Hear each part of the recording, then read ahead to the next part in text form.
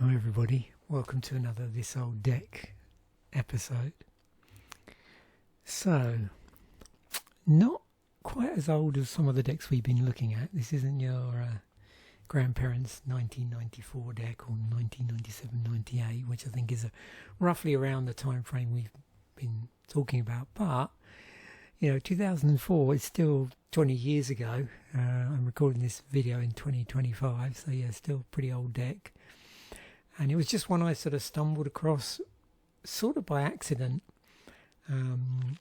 So no doubt I will sort of revisit this time. But it's an interesting period because 2004, you're seeing a move from modern cards into the...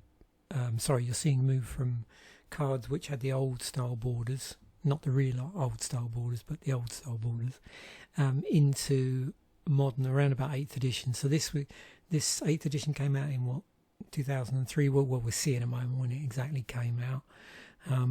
And so this Worlds was interesting when this deck was piloted, whatever you want to refer to it, played, and it was a day one undefeated deck, but it didn't end up in the top 8.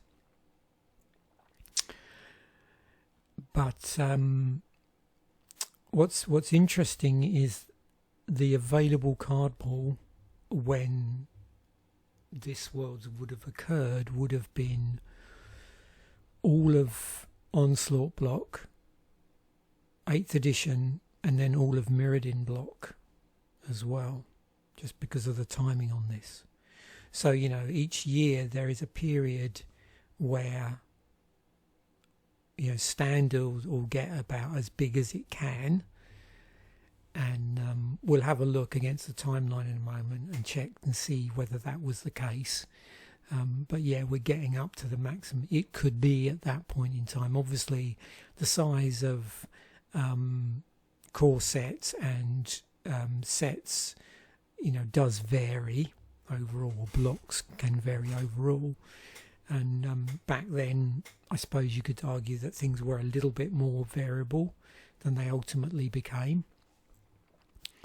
But yeah, we're certainly at an interesting period in terms of what was available and what could be envisaged by deck builders in the standard meta, because of the different cards that are available. So as you can probably see here pretty clearly, this is a mono red deck, big red. So once we start to go through it, you'll see that there are commonalities here with, say, like big blue decks in the way the balance is between the different creatures and the sort of strategies that are going on here. And I'll sort of walk through this deck. Slightly different approach in this episode because it is a little bit more about the deck. There won't be quite so much, or if any, Scryfall shenanigans type stuff at the end, and that's because when we get to the end I'll explain what I would sort of like to happen with this episode. So yeah, 2004 World Championships, it wasn't in the top 8, but like I've previously said, it was day one undefeated. I'll include links in the description to all of these tabs so you can have a quick look yourself. So there's the entry for the World Championships on MTG Wiki. Also, there's the entry for the 2004 World Championship decks. Because it wasn't in the top 8, it didn't get, there was no opportunity for it to be picked. And I'm pretty sure, I could be wrong, but I'm pretty sure the World Championships decks had to be in the top 8, and then they picked 4 from those. So we've got the world champion, the finalist, the semi-finalist, and a semi-finalist and a quarter-finalist. So the winning deck was indeed a green-white Astral Slide. So of course we've got the full complement of cards, minus anything that had been banned at that point. but we've got the full complement of cards at our disposal from original Mirrodin block. So, you know, not surprisingly, there was an affinity deck in there.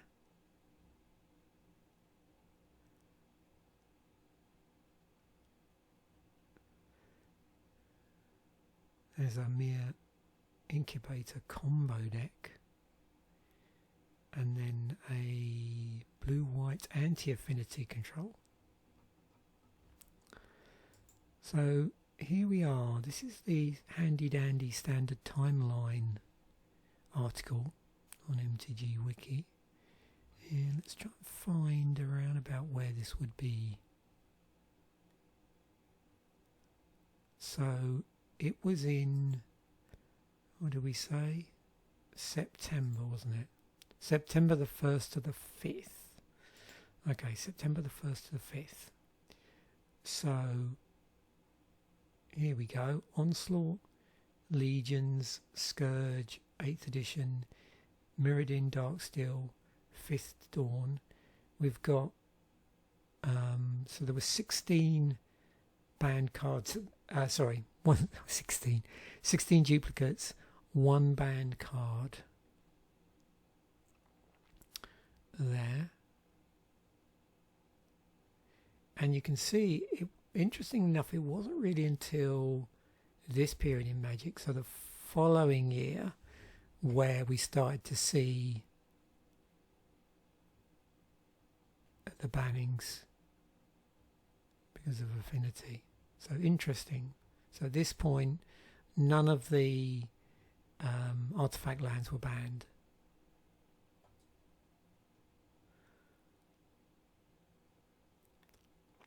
Skull Clamp was banned. And you can see quite a healthy list there of different decks. So there we go, 1,554 cards. That's pretty big. As you can see, at that point, it was getting up there all the time, in the sort of 1500s plus range. That's interesting. This one, is that because it had, that had Cold Snap in it as well. So, but it's interesting to see, like year on year, and throughout the different releases of the 4 main sets, it's the 3 from the block and the 1 core set, how that figure fluctuates. The other thing to remember at this point in time, core sets were coming out every 2 years as well. So right, so I'll include a link to Onslaught block if you're interested. 8th edition, and talks a little bit about the card frame, because as I pointed out, we're seeing a change in the card frame.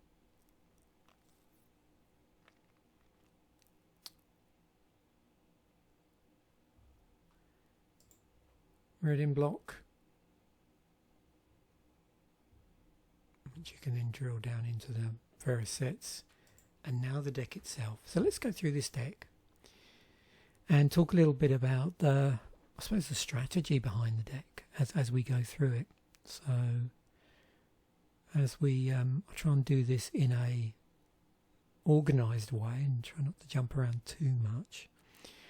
So Solemn Simulacrum, 4 to cast, it's a 2/2 artifact creature, comes into play. When it comes into play, you may search your library for a basic land card and put that card into play tapped. If you do, shuffle your library. When it's put into the graveyard from play, you may draw a card. There's 4 Arc Sloggers, 3 2 red, 4/5. For a single red, remove the top 10 cards of your library from the game. Arc Slogger deals 2 damage to target creature or player. Rorik's Bladewing, 3 and 3 red for a 6/5 Flying Haste Dragon Legend. There are 3 of those. but obviously be mindful of the legend rule as it was at that point in Magic's history. Expensive card in the deck is Chrome Mox. 0 to cast, has imprint on it, so when Chrome Mox comes into play, you may remove a non-artifact, non-land card in your hand from the game. The removed card is imprinted on this artifact. Tap, add 1 mana of any of the imprinted card's colour to your mana pool. 3 Guardian Idols, 2 to cast, comes into play tapped. It's actually an artifact, but then you've got a couple of options here. You can tap it to add 1 to your mana pool. You can pay 2 and it becomes a 2/2 artifact creature until end of turn. Now you'll notice there's quite a number of instants here. We've got Electrostatic Bolt, single red, deals 2 damage to target creature. If it's an artifact creature, it deals 4 damage instead. But notice that only damages creatures, so it's not, you can't use it against a player. We've got 4 Magma Jet, so that does do creatures or players, 2 damage for 1 on the red, and it has Scry 2 on it. Look at the top 2 cards of your library, put any number of them on the bottom of your library and the rest on the top in any order. We've got 3 Shatters, 1 on the red, destroy target artifact. Pretty handy, so in this particular meta, yeah, you're going to be most often mainboarding artifact destruction. Pulse of the Forge, 1 and 2 red. Pulse of the Forge deals 4 damage to target player. Then if that player has more life than you, return Pulse of the Forge to its owner's hand. So yeah, with that present, there's an interesting strategy which we'll talk about that you can do. We've got 4 Seething Songs, so 2 in a red, add 5 red to your mana pool. Now notice this was the period in Magic where they had these sort of washed out set symbol colours. Sorry, not set symbol, mana symbol colours. 4 Pyroclasms, sorcery speed, 1 and a red, deals 2 damage to each creature. 4 Blinkmoth Nexus, adds 1 to your mana pool. 1 colourless, that is. For 1 mana of any colour, Blinkmoth Nexus becomes a 1/1 Blinkmoth artifact creature with flying until end of turn. It's still a land. 1 tap, target Blinkmoth gets +1/+1 until end of turn. So obviously you want to be running multiple copies of that. 18 mountains in here for a total of 22 lands. A Detonate in the sideboard, X and a red, destroy target artifact with converted mana cost X. It can't be regenerated. Detonate deals X damage to that artifact's controller. We've got another Shatter, 4 Molten Rains, 1 and 2 red, destroy target land. If that land is non-basic, it deals 2 damage to the land's controller. There's 4 Stone Rains in here as well, destroy target land. So there's a lot of land hate in the sideboard. 3 Flash Fires, which would destroy all planes for 3 in a red. And 2 Goblin Charbelchers. 4 to cast, 3 tap, reveal cards from the top of your hand until you reveal a land card. Goblin Charbelcher deals damage equal to the number of non-land cards revealed this way to target creature or player. If the revealed land card was a mountain, which it would be in this deck if you mainboarded this in, Goblin Charbelcher deals double that damage instead. Put the revealed cards on the bottom of your library in any order.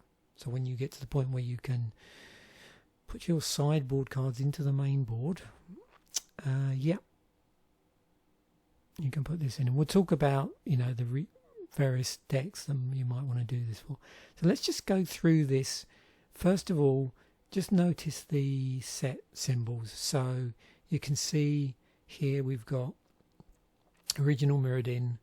There's an Onslaught card, and then Mirrodin. This is going to be 5th Dawn. More Mirrodin, Fifth Dawn, 8th edition, that would be Dark Steel. Mirrodin again, 8th edition, Dark Steel. I've got the ones from Mirrodin here. The Mountains, Detonates from Mirrodin, Shatters from Mirrodin, Molten Rains from Mirrodin, Stone Rain is from 8th edition, Flashfires is 8th from Death, Goblin Jar Belcher from Mirrodin.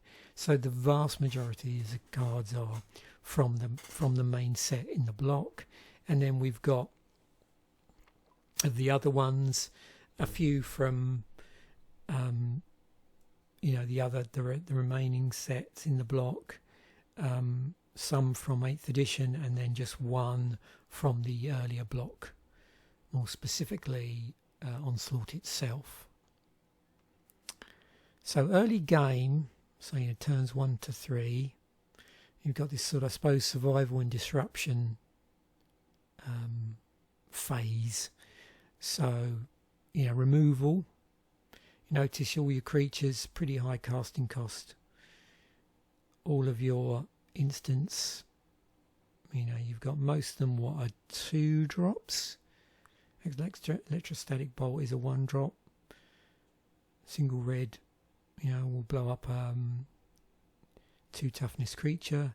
If it's an artifact creature, it can go up to 4. So, Electrostatic Bolt and Magma Jet, obviously heavy contributors in the early game.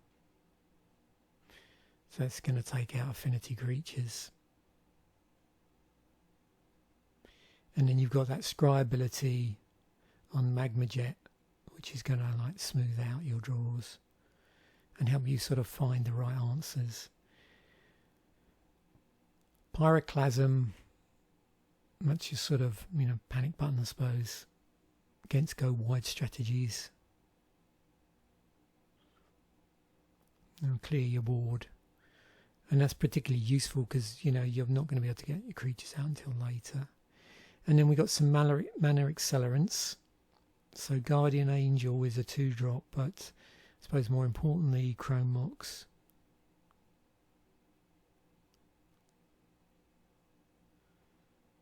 Now you can see the way Imprint is, it is card disadvantage in terms of you having to remove a card from your hand. But, used strategically, this can obviously sort of power out, certain key cards. Then mid-game, we've got our Solemn Simulacrum, so turns 4 to 6, round about there. So blocker, ramps your mana, fetches a mountain, replaces itself when it dies. Then we got things like Shatter, get rid of any artifacts, of which there are many. And then we have Seething Song, which is going to help us accelerate into the late game. Might, get out a surprise Bladewing early. Arcslogger, obviously, you've got to be a bit careful with. You can invest as much red mana here, but you're removing the top 10 cards of your library from the game. And then we get to late game. So, Rock's Bladewing. Now, with a timely Seething Song, you can, get that out pretty early.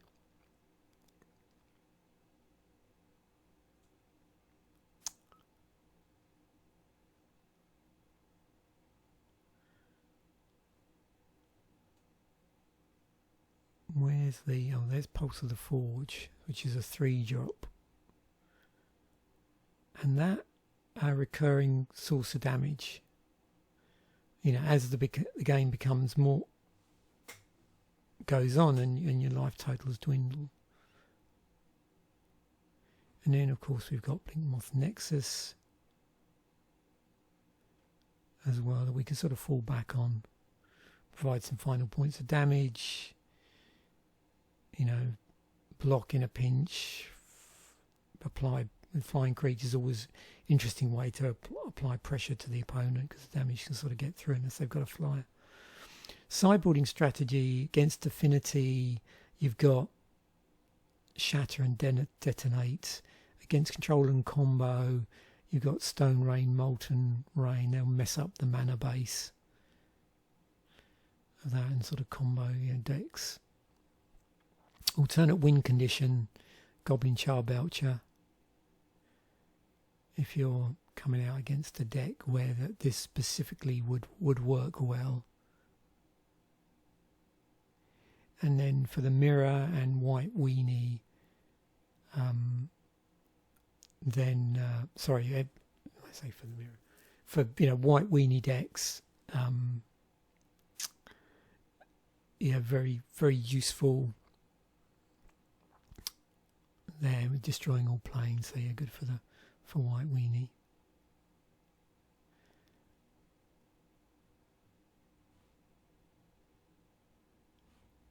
So I suppose the, you know, some key considerations for this deck is, you know, knowing your role, when, you know, what role you're going to be in any given matchups. You know, if you're going up against a fast deck like Affinity, you're going to be a control player. Against a slower deck, you may need to adopt a more aggressive role. Mulliganing wisely. So, you know, if you're going up against an aggressive deck, then you want an opening hand that's going to have early interaction.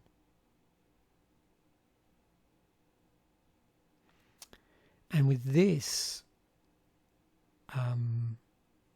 you know, don't be afraid of using life total as a resource if it's going to set up a more powerful play. Obviously be strategic, be judicious with your burn spells. And sometimes it might be better to take damage from a sort of less impactful creature and then save some of your burn for something bigger. And then also, you know, case in point with using life as a resource, you know, if your life is actually lower than the person you're playing against, then yeah, you get to bounce Pulse of the Hand back to your hand. Yeah, very interesting deck. Like I said, interesting as well if you're sort of used to taking a look at like big blue decks. You can sort of compare and contrast the strategies here. But, you know, lower creature count from what you might see in a, you know, aggressive red deck, and then we've got all these really interesting instants which are obviously biased towards the particular way the meta was at that point in time, with a heavy emphasis on artifacts. And also, you know, the sideboard, yeah, it's funny when I came up to do this episode, because I prepared several weeks ago, I'd completely forgotten like why I include this, and it's just because it just has so many cool cards in it, from, you know, through my lens anyway, the sort of things that make me smile. So yeah, so that's why I chose this. And then we move on to where I'm going with this particular episode, which is, I'd be interested in the comments section. Let me know which one of these, or which, you know, I can do more than one, which ones of these cards you'd like me to do a Scryfall shenanigans around. So yeah, just as you know, I'm looking for single cards at the moment to do some interesting rabbit hole explorations, and I thought this is a great deck to ask that question again and get people to pick some interesting ones from here. Probably would avoid things like the Stone Rain, because we've done quite a few episodes on sort of no hand no land type things, but loads of interesting stuff in here that maybe we haven't touched on. trying to remember if this was part of a cycle or not. But yeah, I was going to just maybe just pick one and do a quick, let's go down a Scryfall rabbit hole. So without messing up people's choices too much, I'm going to go, Pulse of the Forge is calling me for some reason. Don't know why. So let's see what the tags are. It'd be interesting to see if this here has okay, so auto buyback. Interesting. Burn player. Oh, it was yes, of course it was a cycle of pulses. Right. That's right. And these are all at rare. Were they all? No, the template thing is a little bit different, but for the second part, is it all bounced back to return to owner's hand? So they've all got that bit, but the front bit, this is 3 cards, revealing 3 cards and choose one of them. So we've got hand disruption, 4 life, 4 damage, 2 cards, then discard a card, and then what's this? Oh yeah, beast tokens. And are they all? Yeah, they're all CMC of 3. Interesting. Okay. Catch up. I'm assuming we're going to get the usual suspects in here. Let me just do this by release date. Ascending. Yeah, natural balance, tithe, oaths of lieges, keeper of the dead. Oh, the oaths, yeah, of course. Balance of power. There's our pulses, even the odds. Got land equilibrium. If I maybe do it this way as well, we might get a better idea. Is first printing.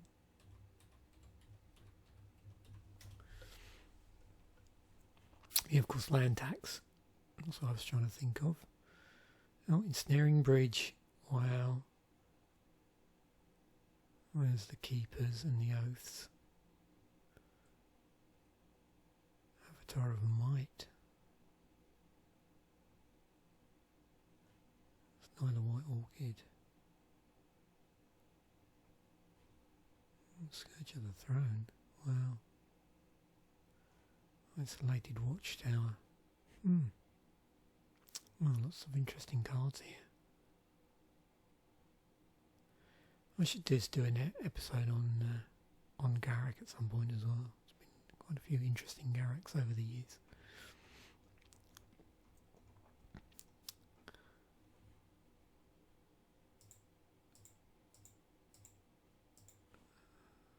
And then the other thing that caught my eye was this auto buyback.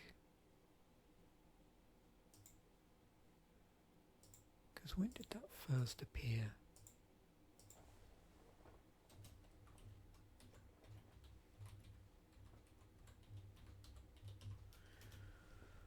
I imagine that's something you don't want to mess around with too much in a set. That could get seriously off the rails.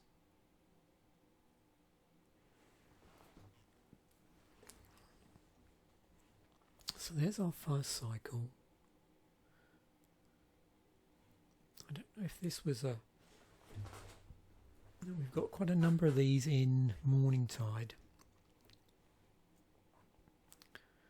And then are all these one-offs? Yeah. So the Morningtide ones, let's just satisfy our curiosity here. Release the ants. Release the ants. Oh dear. Not so much release the Kraken, but release the ants. Well, you can get nasty bite off of a... Oh, they called it Clashback. Right, for this one. Oh, that was right, yeah. Clash with the opponent, of course. So recross the paths, redeem the lost, release, research, revive.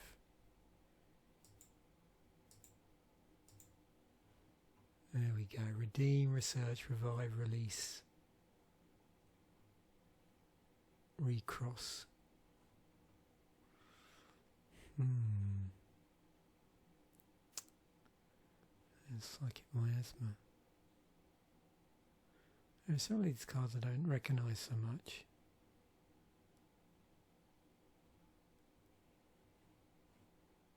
I think this one, Pulse of the Dross. There's yeah, a few Dross cards. I could do a Dross Scryfall Shenanigans. All the Dross. There you go.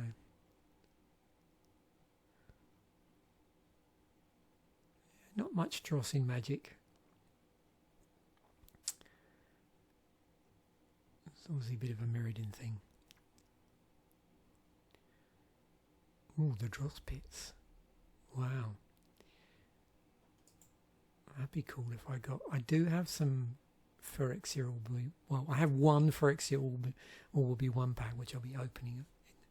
Well, not it'll be a while yet, because I've got some other packs I want to get through. Where I picked up 3 packs of some sort of random sets that I've never opened while I was away a couple of months ago. And Phyrexia Orb one was one of them. So yeah, for that one pack, let's see if we can get a bit of dross, shall we? So there we have it. Thanks once again for watching. Bye for now, and I will catch you in a future episode.